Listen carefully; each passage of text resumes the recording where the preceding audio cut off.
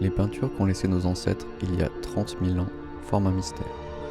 On y voit des histoires autant que des émotions. Tout comme aujourd'hui ce qu'on aime dans les films et les séries. Le cinéma s'est servi de ce mystère comme d'un miroir. Parfois en y voyant l'ébauche d'un scénario ou d'un storyboard. Across the count of time, down the long hall, into history back. I seized the end, what with a start. It's Poxoclips, full of pain. À d'autres occasions, on y privilégie l'empathie, une façon de nous rapprocher de quelqu'un d'autre.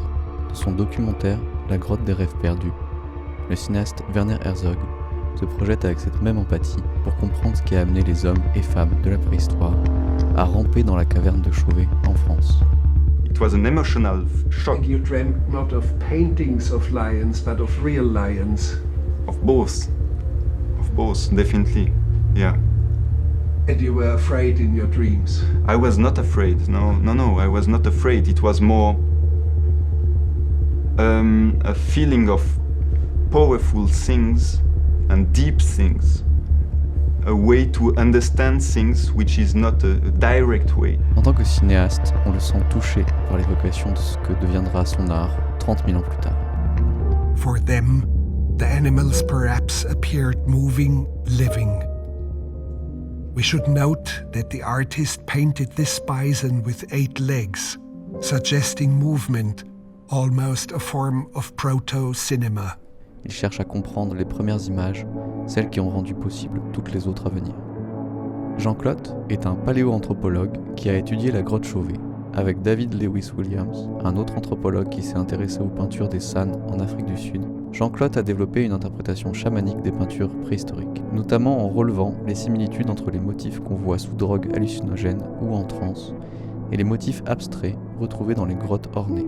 Dans ce livre, ils écrivent « Les artistes créés, ou en un certain sens re-rêver, leur vision est les fixer sur la paroi. La surface de la caverne éclairée par les torches pourrait nous rappeler l'écran blanc de nos salles de cinéma. Mais quelque chose distingue ces images de notre façon de voir. On pourrait croire à des défauts ou à des naïvetés.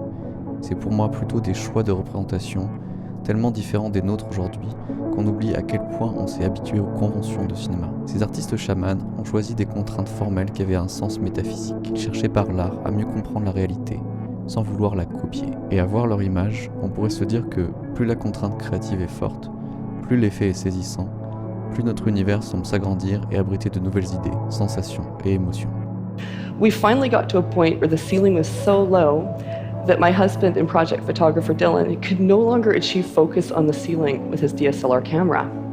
So while he filmed me, I kept following the trail of red paint with a single light and a point-and-shoot camera that we kept for that type of occasion. Sur les contraintes formelles que s'étaient données ces artistes chamans, Half a kilometer underground. Clotte et Williams écrivent « Un creux de la roche a servi de dos de bison. Cela est évident lorsque la source lumineuse est placée à gauche et un peu en dessous. L'artiste est maître de l'image. En revanche, il est aussi à sa merci. S'il veut qu'elle reste visible, il lui faut garder une position telle que la lumière reste toujours dans une même direction. Depuis son invention, le cinéma peut aussi se raconter comme une course technique au réalisme. Au point que les films nous ont habitués à un pacte implicite entre ce qui est représenté et ce qu'on y projette. C'est oublier notre capacité à interpréter. Comme lorsqu'on regarde les nuages et y devinons des animaux ou monstres fabuleux. L'hallucination est contagieuse et il suffit de désigner et nommer pour que d'autres les voient à leur tour. Avant le cinéma, la peinture a opéré le même mouvement vers le réalisme, pour s'en éloigner brusquement une fois que les artistes avaient la sensation d'être allés au bout. Le cinéma est peut-être à son tour face à la même impasse. Lorsqu'on revient aux deux interprétations de l'art pariétal dans les films, on s'aperçoit à quel point elles recoupent deux façons habituelles d'approcher l'écriture au cinéma. Il y a, à mon avis, une troisième approche possible de l'écriture au cinéma, qui est décelable dans l'interprétation chamanique des peintures rupestres, la répétition d'un motif ou d'une technique. Avec la répétition, le nombre et la superposition, les images créent un effet de submersion. On est envahi par la sensation esthétique, débordé comme si face à l'indénombrable, notre raisonnement saturé. Un simple trip?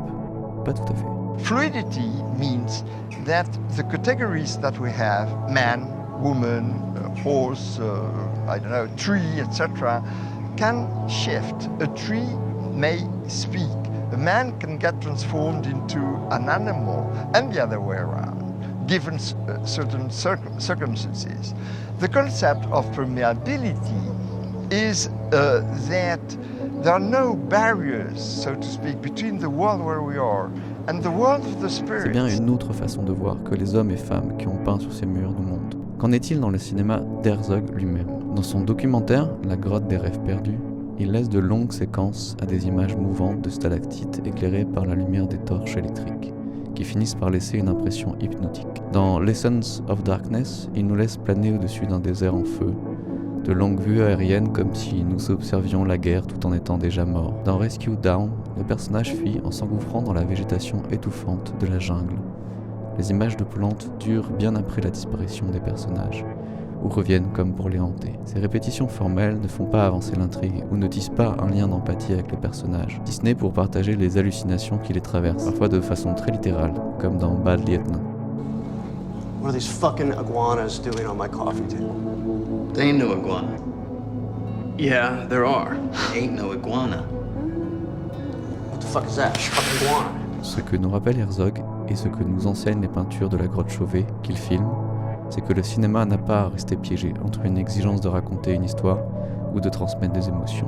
Il a le potentiel d'un psychotrope, lui aussi capable de convoquer des visions, des impressions. Pour le cinéma d'Herzog, comme chez d'autres cinéastes, ces images sont trop rares, cantonnées à de brefs instants de confusion. La raison principale est la nécessité de devoir faire avancer le récit pour créer du sens. C'est le pacte traditionnel passé avec le spectateur, car lorsque ces images hallucinées s'immiscent dans le récit, celui-ci s'arrête. Et si on tentait d'écrire avec ces images, plutôt que de vouloir les insérer dans des scénarios?